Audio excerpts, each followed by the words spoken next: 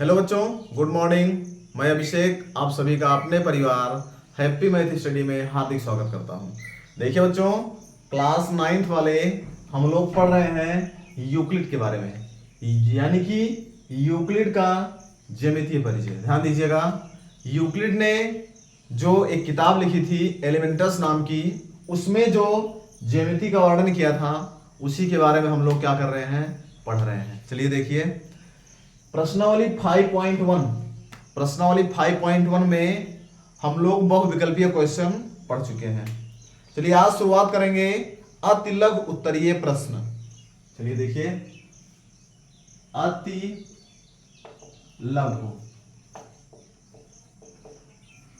चलिए बच्चों, आज शुरुआत करते हैं अतिलघु उत्तरीय प्रश्न। सबसे पहला प्रश्न दिया गया है, निम्नलिखित में सत्य और असत्य बताओ।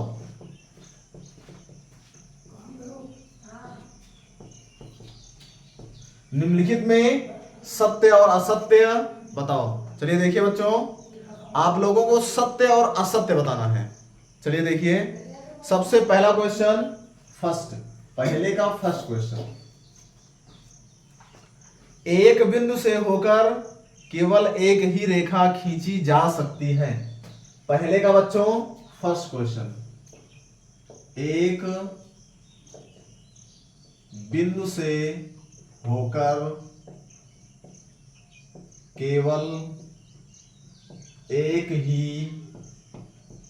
रेखा खींची जा सकती है।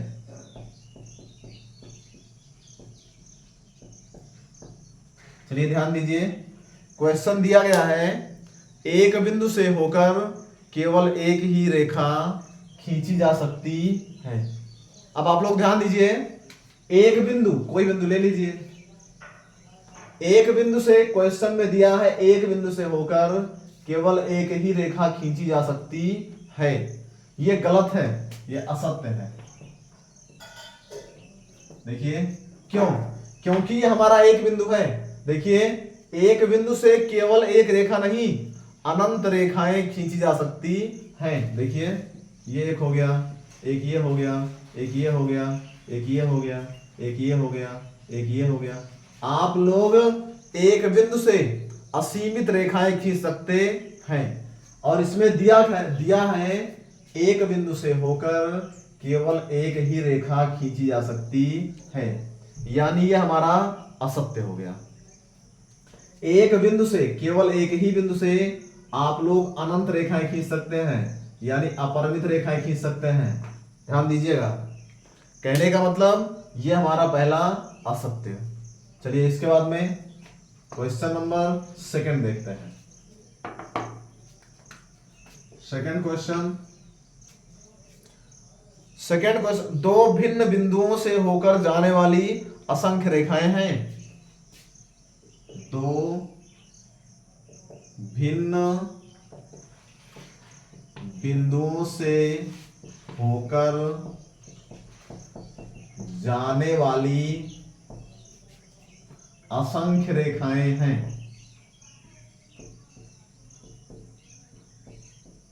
अब देखिए, इसमें दिया गया है दो भिन्न बिंदुओं से होकर जाने वाली असंख्य रेखाएं हैं। अब देखिए, यह भी हमारा गलत है, असत्य। अब देखिए क्यों गलत है। अब अगर हमारे पास दो बिंदु है, देखिए एक बिंदु ये, एक बिंदु ये, इसमें दिया है दो भिन्न बिंदुओं से होकर जाने वाली असंख्य रेखाएं हैं, जबकि असंख्य नहीं होती है, सिर्फ एक रेखा होती है। दो बिंदुओं से सिर्फ एक रेखा खींच सकते हैं बस। ध्यान दीजिए, कोई भी दो बिंदु ले लीजिए आप, यहां यहां एक बिंदु, यहां एक बिंदु, देखिए सिर्फ एक रेखा, चाहे जहां लेंगे सिर्फ एक रेखा। कहने का मतलब दो बिंदुओं से सिर्फ एक रेखा ही खींच सकते हैं। ध्यान दीजिएगा, दो बिंदुओं से सिर्फ और सिर्फ एक रेखा ही खींच सकते हैं। और क्वेश्चन में क्या लिखा है, दो बिंदुओं से होकर जाने वाली असंख्य रेखाएं हैं। ध्यान दीजिएगा, एक बिंदु से तो असंख्य रेखाएं खींच सकते हैं, लेकिन दो बिंदुओं से सिर्फ और सिर्फ एक रेखा। यानी पहला भी गलत था और दूसरा वाला भी गलत है। इसमें असंख्य रेखाएं हैं, इसमें दिया है क्वेश्चन में असंख्य रेखाएं, जबकि दो बिंदुओं से असंख्य रेखाएं नहीं हो सकती हैं, सिर्फ एक रेखा होती है। असंख्य रेखाएं सिर्फ एक बिंदु वाले में होती हैं। चलिए देखिए, यानी कि ध्यान दीजिएगा, ये उल्टा लिखा, ये इसमें होना चाहिए था, ये इसमें होना चाहिए था। ध्यान दीजिएगा, यानी ये दोनों गलत है, पहला भी असत्य और दूसरा वाला भी असत्य। अब आगे बढ़ते हैं, थर्ड क्वेश्चन पे आते हैं। क्वेश्चन नंबर थर्ड, इसमें एक शांत रेखा दोनों ओर अनिश्चित रूप से बढ़ाई जा सकती है। एक शांत रेखा दोनों ओर, एक शांत रेखा दोनों ओर अनिश्चित रूप से बढ़ाई जा सकती है।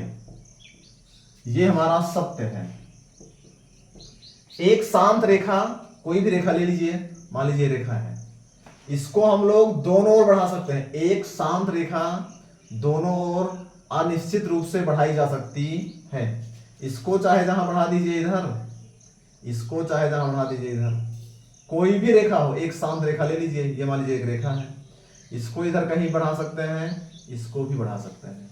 यानी ये वाला हमारा क्या हो जाएगा, ये हमारा क्वेश्चन सत्य हो जाएगा। थर्ड वाला हमारा क्या हो गया बच्चों, सत्य हो गया। आगे बढ़ते हैं। इसके बाद में फोर्थ, यदि दो वृत्त बराबर हों तो उनकी त्रिज्याएं बराबर होती हैं। यदि दो वृत्त बराबर हों तो, ध्यान दीजिए, यदि दो वृत्त बराबर हों तो उनकी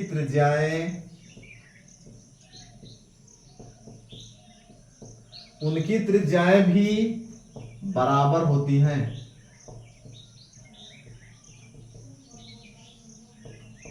ये वाला भी हमारा सत्य है। यदि दो वृत्त आपस में क्या हो, बराबर हो, तो उनकी त्रिज्या हमेशा बराबर होगी। अब देखिए त्रिज्या, दो वृत्त हम दिखाते हैं आप लोग को, एक वृत्त ये वाला और एक वृत्त लगभग इतना बड़ा, यही देखिए। अब देखिए हाथ से जो बन सकता था हम बनाए हैं। देखिए दोनों वृत्त लगभग बराबर हैं। देखिए अगर दोनों वृत्त बराबर हैं तो दोनों की त्रिज्याएं भी बराबर होंगी। त्रिज्या क्या होता है आप लोग जान लीजिए। त्रिज्या वृत्त के केंद्र से वृत्त की परिधि तक की दूरी। इस केंद्र को परिधि से मिला दीजिए, परिधि से चाहे जहां मिला दीजिए, चाहे यहां मिला दीजिए, चाहे यहां मिला दीजिए, चाहे यहां, चाहे यहां, चाहे यहां, आपकी मर्जी। वृत्त के केंद्र से उसकी परिधि को मिला दीजिए एक तरफ, वही हमारा त्रिज्या होती है। यानी केंद्र से परिधि तक की दूरी क्या होती है, त्रिज्या होती है। चाहे इधर, चाहे इधर, चाहे जहां मान लीजिए, एक तरफ कहीं भी मिला दीजिए।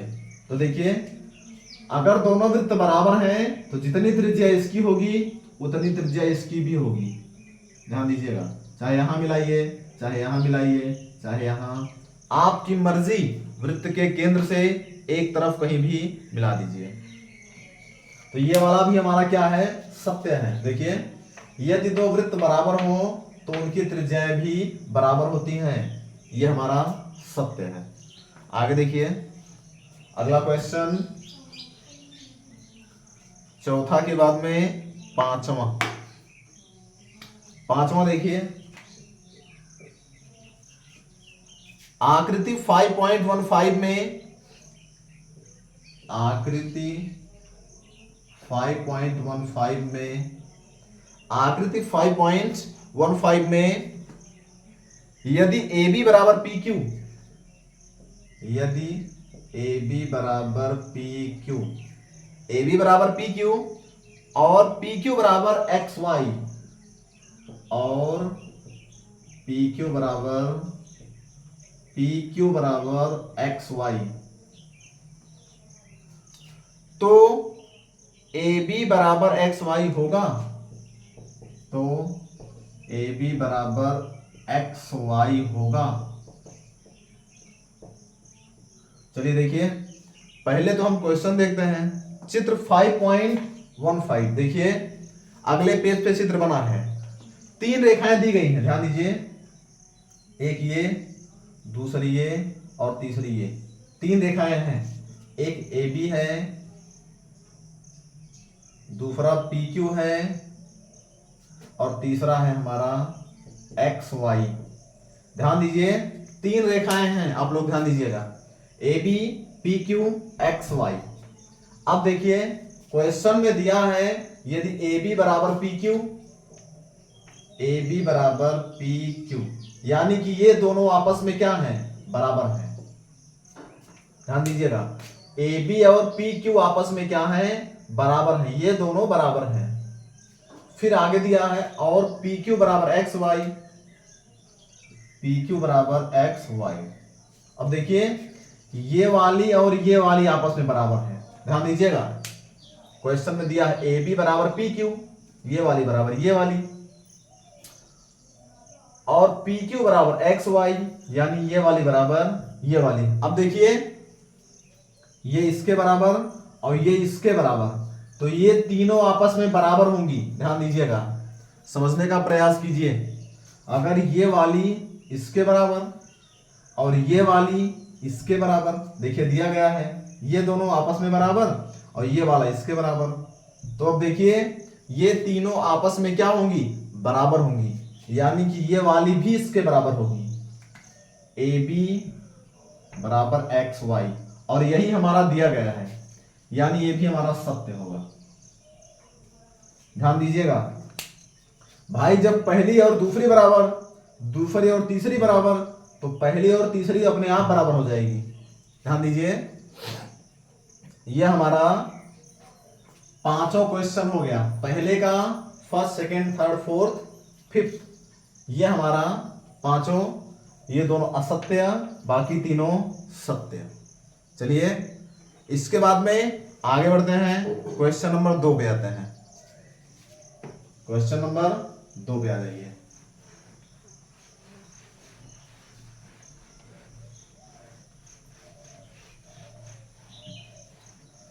चलिए बच्चों, क्वेश्चन नंबर 2 हम लोग देखते हैं। निम्नलिखित पदों में से प्रत्येक की परिभाषा दीजिए। क्या इनके लिए कुछ ऐसे पद हैं जिन्हें परिभाषित करने की आवश्यकता है? वे क्या हैं और आप इन्हें कैसे परिभाषित कर पाएंगे? परिभाषा लिखना है, दूसरे में हम लोगों को परिभाषा लिखना है। परिभाषा लिखो बस। देखिए, क्वेश्चन तो बहुत लंबा दिया गया है, क्वेश्चन में 1-2 लाइन फालतू दिया गया है, लेकिन पूरे क्वेश्चन का मतलब सिर्फ और सिर्फ हम लोगों को परिभाषा लिखना है। क्वेश्चन फिर से एक बार पढ़ दे रहे हैं, आप लोग सुन लीजिए। निम्नलिखित पदों में से प्रत्येक की परिभाषा दीजिए। परिभाषा देना है। क्या इनके लिए कुछ ऐसे पद हैं जिन्हें परिभाषित करने की आवश्यकता है? यही परिभाषा ही लिखना है। वे क्या हैं और आप इन्हें किस प्रकार परिभाषित करेंगे? यानी कि कुल मिला के आप लोग जान लीजिए, परिभाषा लिखना है। दूसरे में परिभाषा किसकी लिखना है? सबसे पहले फर्स्ट, समांतर रेखाएं।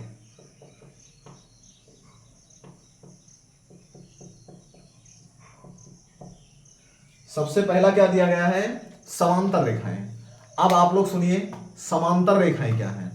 समांतर रेखाएं वे रेखाएं जो पूरे पृथ्वी तल पर कहीं भी एक दूसरे को ना काटे।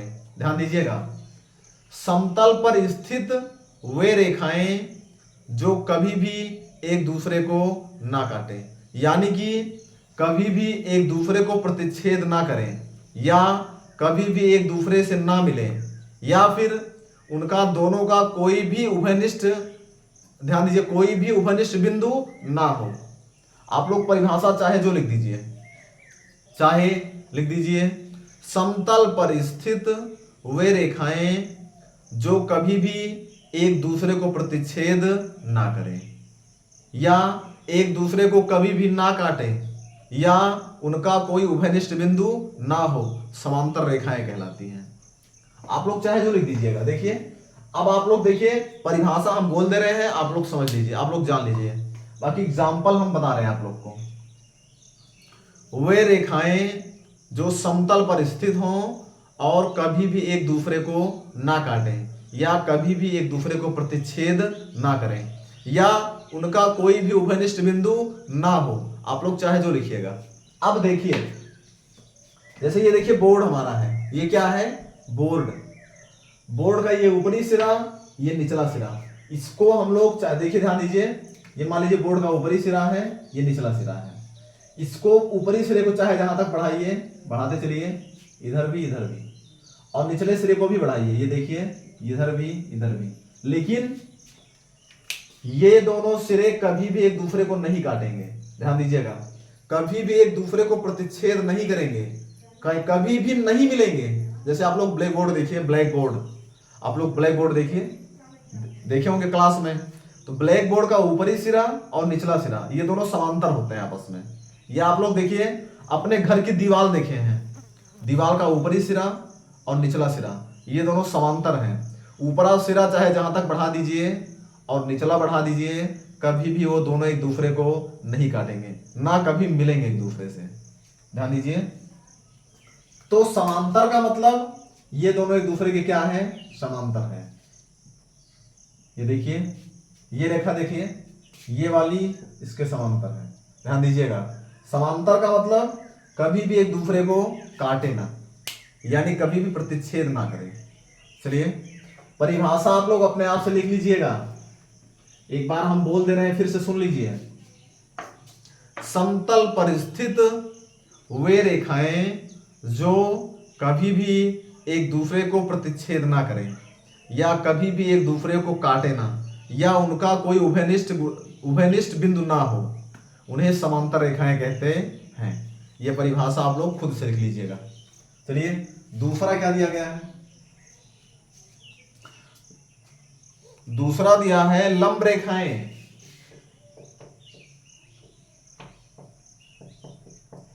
चलिए बच्चों, अब आप लोग जानिए लंब रेखाओं के बारे में। देखिए ये हमारी लंब रेखाएं, लंब जान लीजिए वे दो रेखाएं जो एक दूसरे पर, ध्यान दीजिएगा, समकोण बनाए, यानी जो एक दूसरे पर 90 अंश का कोण बनाए। जैसे देखिए ये हमारी लंब रेखाएं है। देखिए ये वाली और ये वाली, देखिए ये 90 अंश का कोण यहां बन रहा है, यहां भी बन रहा है। ध्यान दीजिएगा, वे दो रेखाएं जो एक दूसरे पर 90 अंश का कोण बनाए या एक दूसरे पर समकोण पर टिकी हो। ध्यान दीजिएगा, एक दूसरे से समकोण बनाए। अब देखिए ये देखिए, ये 90 अंश, ये 90 अंश, ये भी और ये भी, ये सब क्या है? आपस में लंब है। ध्यान दीजिएगा, वे दो रेखाएं जो, आप लोग समझिए लंब रेखाओं की परिभाषा समझ लीजिए। लंब रेखाएं क्या है? वे दो रेखाएं जो एक दूसरे पर समकोण बनाए या एक दूसरे पर 90 अंश का कोण बनाए, लंब रेखाएं कहलाती हैं।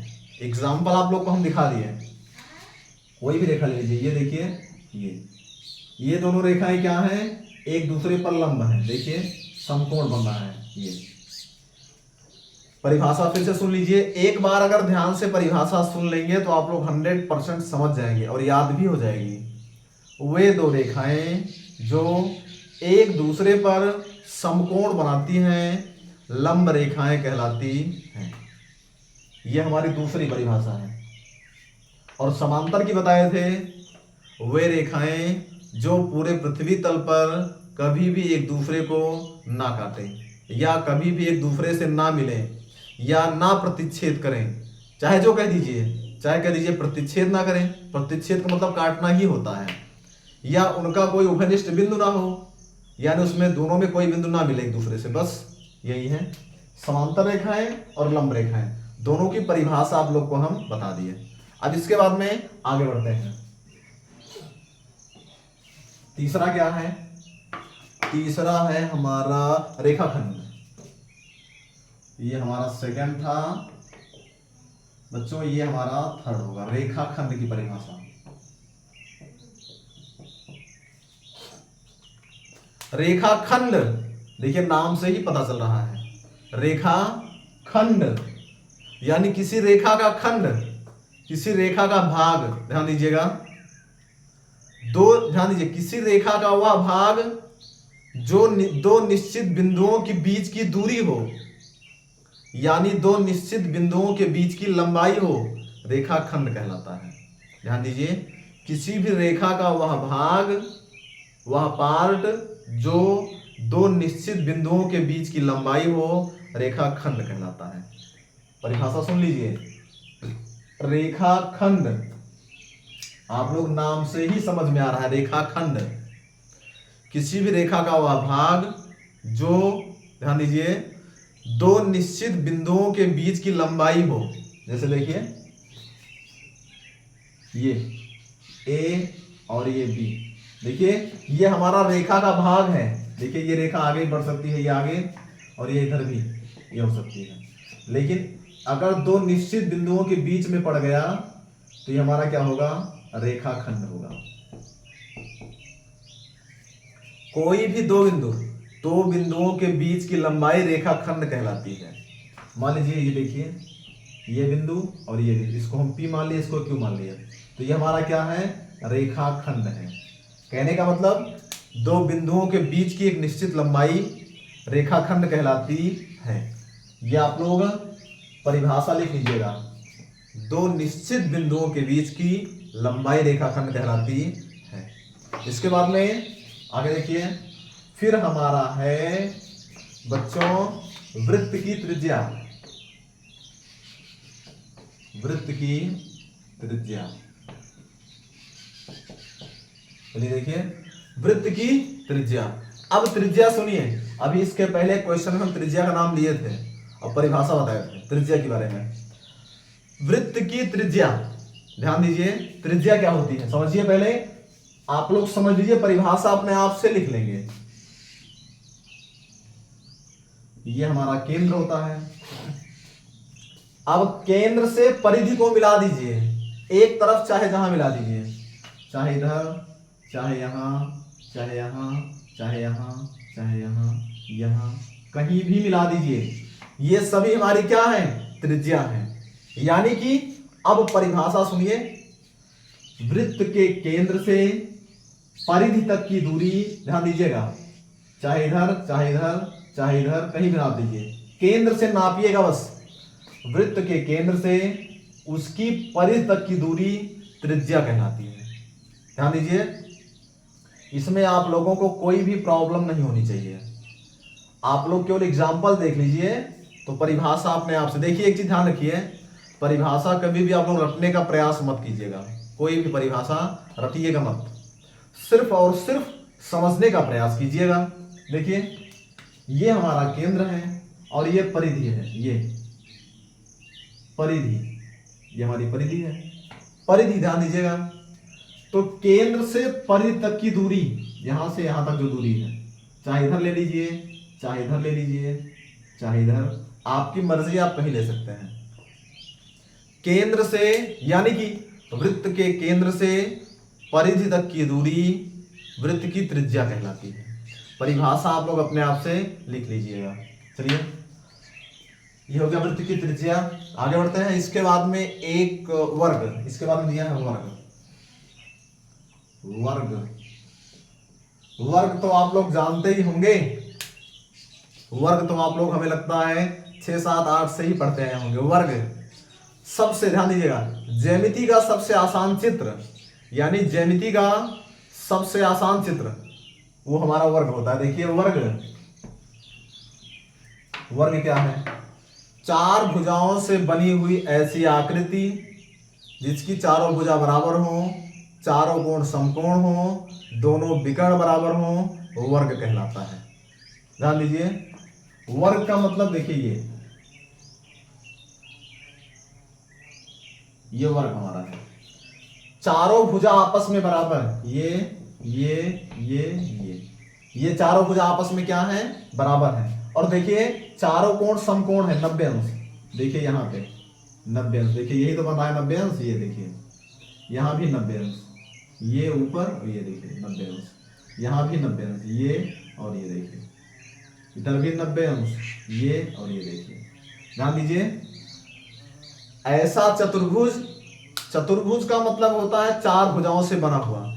चार भुजाओं से बनी हुई जितनी आकृतियां होती हैं, ध्यान दीजिएगा, चार भुजाओं से बनी हुई जितनी आकृतियां होती हैं सबको हम चतुर्भुज बोलते हैं।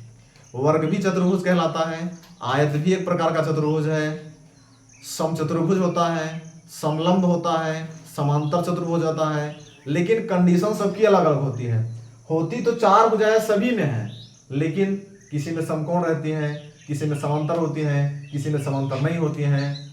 कंडीशन सबकी अलग अलग होती है।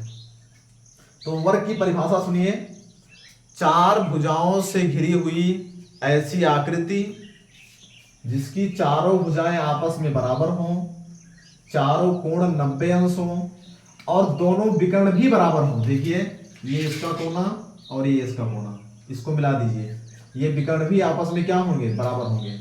जितना बड़ा ये वाला विकर्ण उतना बड़ा ये वाला विकर्ण भी।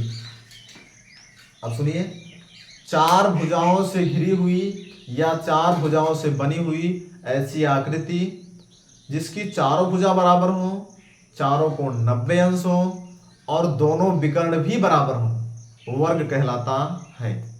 या इस तरह से, या फिर कह दीजिए ऐसा चतुर्भुज जिसकी चारों भुजा बराबर हो, चारों कोण समकोण हो यानी 90 अंश हो और दोनों विकर्ण भी बराबर हो, हमारा वर्ग कहलाता है। चलिए बच्चों, ये हमारा क्वेश्चन नंबर 2 का 5वां परिभाषा सबकी हम बता दिए, आप लोग पढ़िएगा। सबकी परिभाषा हम बताए हैं, जल्दी से बता दें, जल्दी से रिवाइज करते हैं। समांतर, ये हमारा दो रेखाएं जो कभी भी एक दूसरे को काटे ना। लंब रेखाएं, ये जो एक दूसरे से 90 अंश का कोण बनाए एक दूसरे पर। रेखाखंड, कोई रेखाखंड जिसका एक निश्चित बिंदु हो, दो बिंदुओं के बीच की लंबाई रेखाखंड। वृत्त की त्रिज्या यानी कि केंद्र से एक तरफ परिधि, चाहे जहां मिला दीजिए, ये हो गया। वर्ग, वर्ग जानते ही हैं, चारों भुजा आपस में बराबर, दोनों विकर्ण बराबर और चारों कोण 90 अंश, ये 90 अंश, ये समकोण, ये समकोण, ये समकोण। बस ये पांचों परिभाषा आप लोग 1 2 3 4 5 परिभाषा है। इस पांचों परिभाषा को आप लोग सही से समझ लीजिएगा। समझ लेंगे तो याद अपने आप हो जाएगा। देखिए एक चीज ध्यान रखिए, कोई चीज रटने का प्रयास मत किया करिए, केवल समझ लीजिए और अपनी टूटी फूटी लैंग्वेज में उसको बताइएगा। ध्यान दीजिए, अपनी जो भाषा होती है उसी में उसकी परिभाषा लिख सकते हैं, केवल समझना जरूरी है बस। चलिए, ये हमारा क्वेश्चन नंबर 2 हो गया। चलिए बच्चों, क्वेश्चन नंबर 2 तक हमारा हो गया। ये परिभाषा और पहला क्वेश्चन आप लोग सॉल्व कर लीजिएगा। चलिए, इसके बाद में हम लोग मिलेंगे अगली क्लास में। तब तक के लिए आप लोग खुश रहिए, मस्त रहिए। जय हिंद।